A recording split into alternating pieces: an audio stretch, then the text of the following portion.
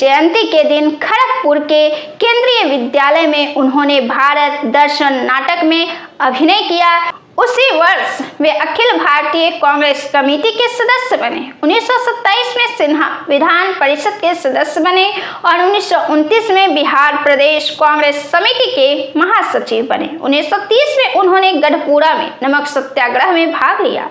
गिरफ्तारी के दौरान उनके हाथों और छाती पर गंभीर चोटें आई। उन्हें 6 महीने की कैद हुई और फिर सविनय अवज्ञा आंदोलन के दौरान उन्हें दोबारा गिरफ्तार कर लिया गया और 2 साल की कैद हुई। गांधी इरविन समझौते के बाद उन्हें रिहा कर दिया गया और फिर से अपना राष्ट्रवादी कार्य उन्होंने शुरू किया और किसान सभा के साथ काम करना शुरू किया।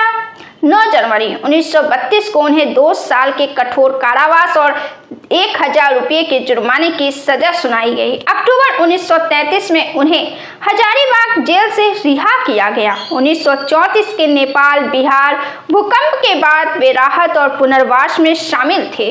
वे 1934 से लेकर 1937 तक मुंगेर जिला परिषद के अध्यक्ष रहे। 1935 से लेकर 1953 में वे बिहार प्रांतीय कांग्रेस कमेटी के अध्यक्ष चुने गए। 1935 से 36 में वे केंद्रीय विधानमंडल के लिए चुने गए।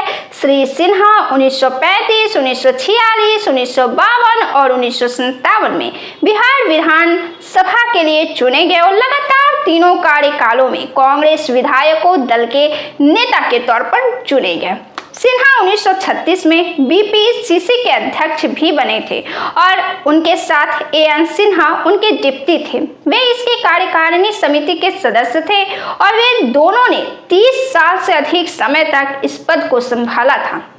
20 जुलाई 1937 को जब कांग्रेस सत्ता में आई तो वह बिहार प्रांत के प्रीमियर बने। 1935 के भारत सरकार अधिनियम के तहत सिन्हा ने 20 जुलाई 1937 को पटना में अपना मंत्रिमंडल बनाया। वह और उनके सहयोगी एएन सिन्हा राजनीतिक कैदियों की रिहाई के मुद्दे पर राज्यपाल से असहमत थे और उन्होंने इस्तीफा दे दिया। तत्कालीन राज्यपाल को सेलुलर जेल से कैदियों की रिहाई की मांगों को स्वीकार करना पड़ा और बिहार काश्तकारी अधिनियम को किसानों के पक्ष में सुधार दिया गया। फिर उन्होंने पदभार ग्रहण किया, लेकिन उन्होंने 1939 में फिर से इस्तीफा दे दिया। जैसा कि सभी कांग्रेसी मुख्यमंत्री ने भारतीय लोगों की सहमति के बिना भारत को द्वितीय विश्व युद्ध में शामिल करने के सवाल